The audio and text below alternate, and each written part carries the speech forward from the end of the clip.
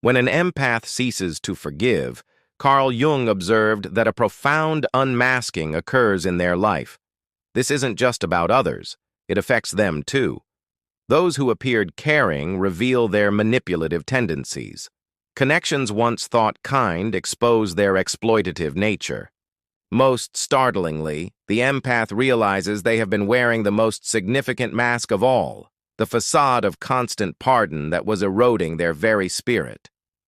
Imagine this scene. Once more you have offered forgiveness.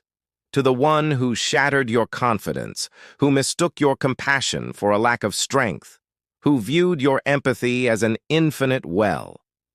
You put on a brave face, murmuring, "It's all right."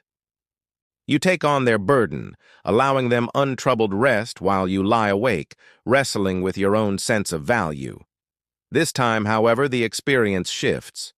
The usual feeling of peacekeeping relief is absent, replaced by a new emotion: rage. Not a volatile outburst, but a deep, hallowed anger from a soul pushed to its limit. This is what Jung termed the confrontation with the shadow. The instant everything you've pushed down surges into your awareness. For the empath, this confrontation is life-altering. Yet, here is a Jungian discovery that is rarely discussed. An empath's perpetual forgiveness is not true compassion. It is what I term survival forgiveness, a trauma reaction masked as a virtue. Jung noted this pattern consistently in his work. He stated, "Everything that irritates us about others can lead us to an understanding of ourselves. The empath forgives out of terror, not strength. A terror of being left, of facing conflict, of being labeled bad. They were conditioned to believe their value was linked to their capacity to endure pain silently." Jung described this as sacrificing the authentic self for the sake of social harmony. But when the empath draws a line on forgiveness, a revolutionary shift begins. The whole social structure that relied on their self-neglect starts to crumble, and then the masks begin to drop, first from others and then from within. Jung's most profound insight was on the concept of the shadow. It's everything we deny in ourselves and project onto the world.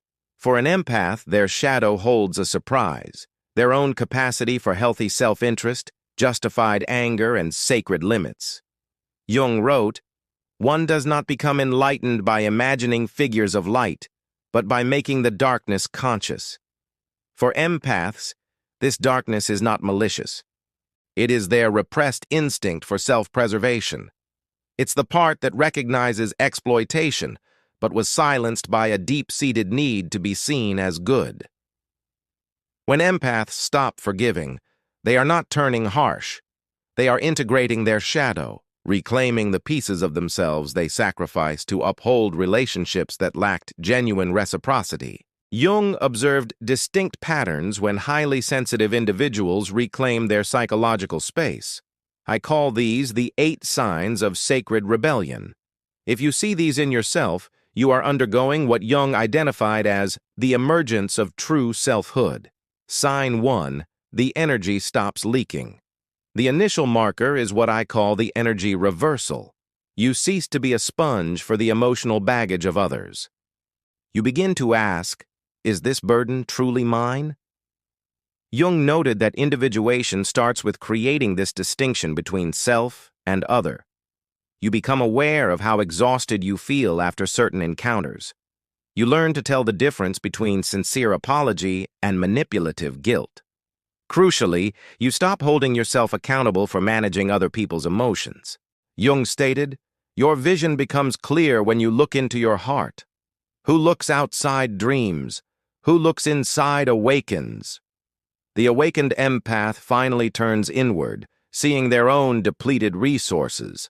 Comment if you now have unwavering faith in your intuition. I no longer second-guess what I perceive and feel.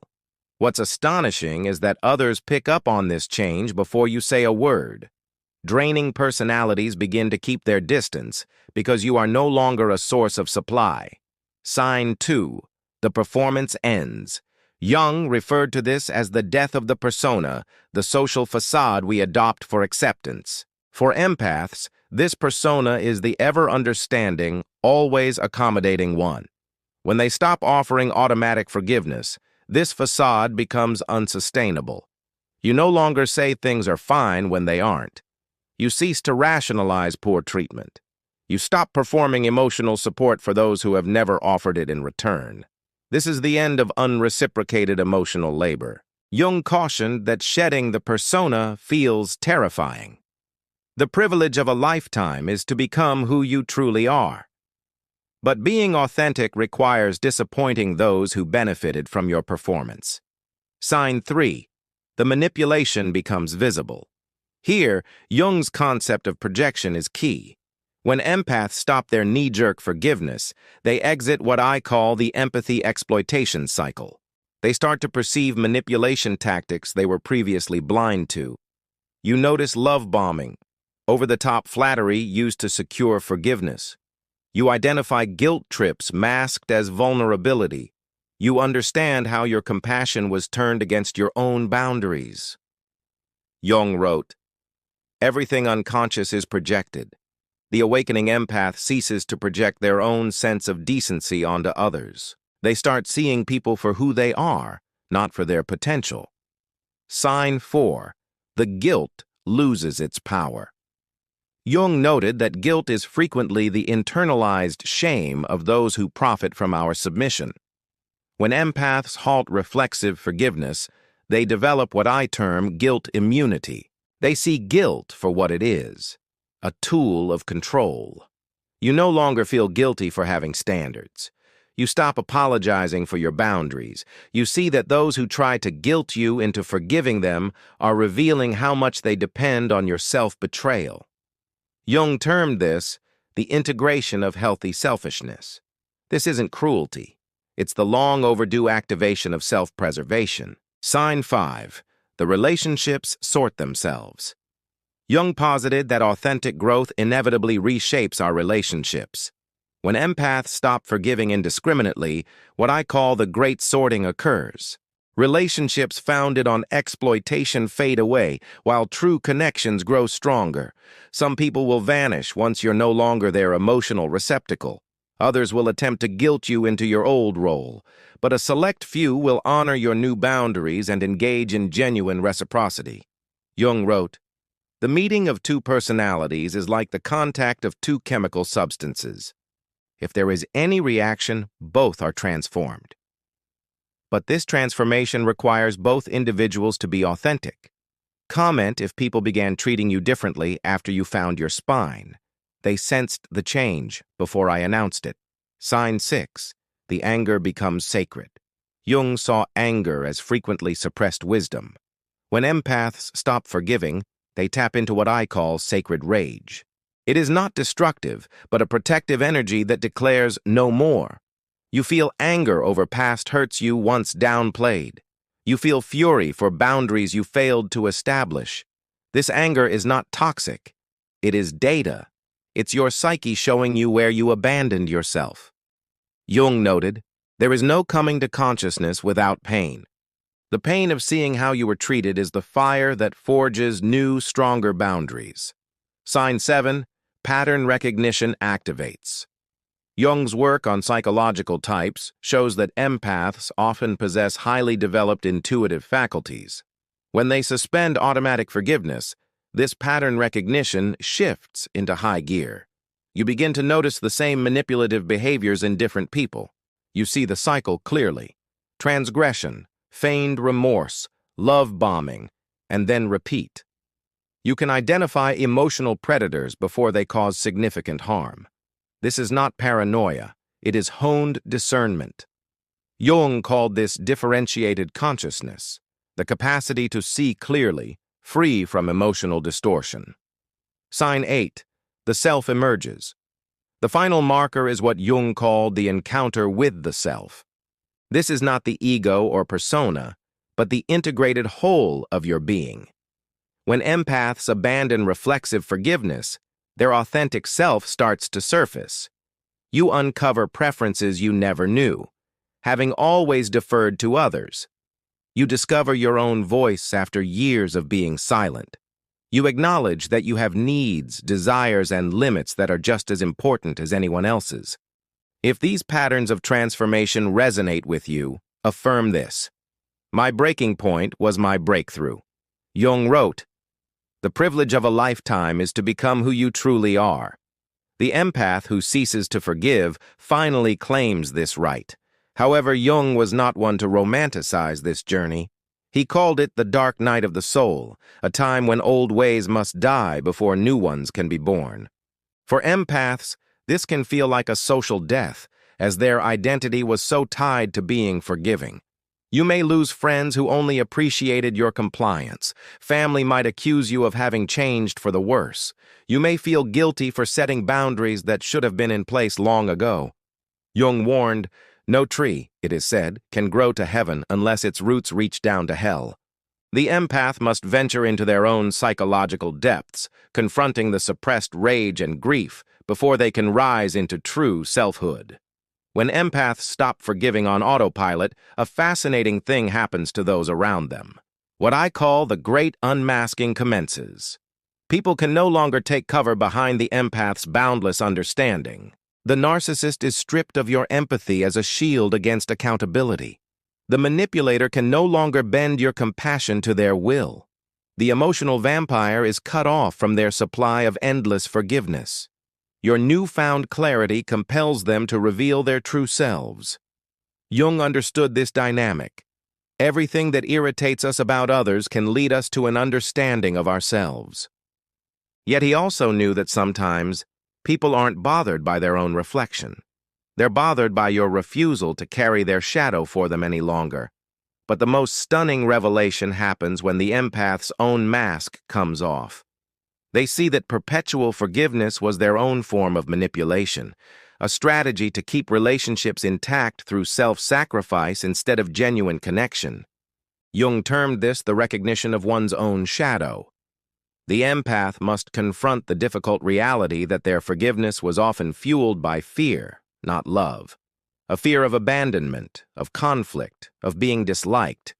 This realization is not a source of shame. It's liberating. It means you can finally love from a place of wholeness, not woundedness. You can give by choice, not by compulsion.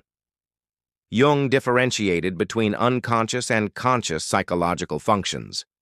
As empaths stop automatic forgiveness, they cultivate what I call conscious forgiveness. This is forgiveness that nourishes the soul, not the ego.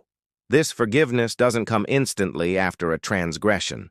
It follows truth, accountability, and the experience of natural consequences. It is a forgiveness that incorporates justice rather than bypassing it. Jung stated, "Forgiveness is not the suppression of a justifiable reaction. True forgiveness acknowledges the wound, but lets go of the grudge. It sees with clarity while choosing not to be consumed by bitterness." Jung understood that psychological energy operates by certain principles. When empaths stop hemorrhaging energy through automatic forgiveness, that power becomes available for what I call creative self-expression. They finally possess the resources for their own ambitions, aspirations, and healing. You start to create, instead of merely absorbing the dramas of others. You take up interests you set aside to be on call for everyone else's emergencies. You invest in relationships that fill you up rather than drain you. This is not selfish. Jung called it individuation, the natural unfolding of a complete person who can offer their gifts to the world from a place of abundance, not scarcity. Jung was convinced that individual transformation leads to collective change. When empaths stop forgiving automatically, they provide a new model of being for those around them. What I call the authenticity virus starts to spread. Your courage to establish boundaries empowers others to do the same. Your refusal to enable dysfunction shines a light on the systems that rely on empathic submission. Your authentic self-expression shows others that they don't need to perform to be loved. This is why the transformation can feel so threatening to some. You are not just changing yourself, you are rewriting the rules of engagement for your entire social sphere. Jung's concept of individuation includes the capacity to build what he termed conscious relationships. bonds between two whole individuals, not two wounded halves looking for completion.